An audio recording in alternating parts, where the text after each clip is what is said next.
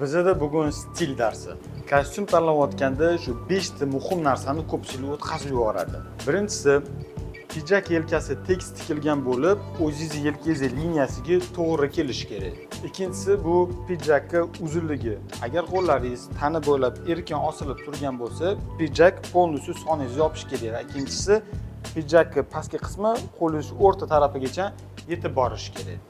Pijakning yengini uzunligi optimal bo'lishi kerak va ichki tarafda ko'ylakning yengi 1-1,5 sm ga ko'rinib turadigan darajada bo'lishi kerak. To'rtinchisi bu shim. Bu shim kiyganingizda belikligi yaxshilab mukammal darajada o'tirishi kerak. Va eng yaxshisi o'rta yo baland posadkali shim olsangiz ancha elegantliroq ko'rinadi, ayniqsa klassik stilda. Va oxirgisi bu shimni uzunligi. Shimni pastki qirrasi tuflining ustiga ozginaga tushib turishi kerak va tuflining ustida bitta burama parda bo'ladi. Biz skladka deymiz-ku. Zamonaviy qolipda, ayniqsa italyanskiy qoliplarda ko'p holatda shimni uzunligi sal kaltaroq bo'lishi mumkin. Va bunaqa modellar ko'pincha yo lofer yo monklar bilan kiyishga mo'ljallangan.